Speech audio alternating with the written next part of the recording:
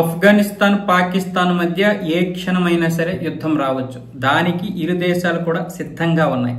ఒకవైపు ఏమొచ్చేసి పాకిస్తాన్ రక్షణ మంత్రి ఆసిఫ్ ఖవాజా ఈ యుద్ధం వచ్చే విధంగానే రెచ్చగొట్టే వ్యాఖ్యలు అయితే చేస్తున్నాడు. దీనికి భారతదేశాన్ని కూడా మధ్యలో ఇరికించే ప్రయత్నం చేస్తున్నాడు. ఆఫ్ఘనిస్తాన్ శాంతి చర్చలకు వచ్చింది, నిజంగా దాన్ని అభినందించాల్సినటువంటి సమయం. కాకపోతే ఇస్తాంబుల్లో ఇక శాంతి చర్చలు అన్ని కూడా అయిపోతున్నాయి. శాశ్వత శాంతి చర్చలకి ఆఫ్ఘనిస్తాన్ ముందుకొచ్చినా న్యూఢిల్లీ మాత్రం దానికి అడ్డుకట్ట వేస్తూ ఈ యొక్క శాంతి చర్చలు జరగకుండా ఆపింది అంటూ ఇప్పుడు ఆసిఫ్ ఖవాజా మాట్లాడాడు. అంతేకాకుండా ఆపరేషన్ సింధూర్ లో భారతదేశం ఓడిపోయినందుకు ఇప్పుడు ఈ విధంగా మా మీద కక్ష తీర్చుకుంటుందని మరొక వైపు పిచ్చి ప్రేలాపనలు, మేకపోతు గాంభీర్యాలు ప్రదర్శిస్తున్నాడు. ఇది పక్కన పెడితే ఇప్పుడు ఇరు దేశాల మధ్య ఉద్రిక్తత పరిస్థితులు అయితే ఉన్నాయి. ముఖ్యంగా ఆఫ్ఘనిస్తాన్ పాకిస్తాన్ మధ్య ఉన్నటువంటి ఆ 2600 కిలోమీటర్ల సరిహద్దుల్లో తీవ్ర ఉద్రిక్తతలు అయితే ఉన్నాయి. ఇప్పటికే అనేక మంది పాకిస్తాన్ సైన్యం, ఇటువైపు ఏమొచ్చేసి తాలిబాన్లు, అలాగే తెహ్రీకి తాలిబాన్ పాకిస్తాన్ యొక్క మిలిటెంట్లు లేదా ఉగ్రవాదులు వాళ్ళు కూడా చనిపోతూ ఉన్నారు.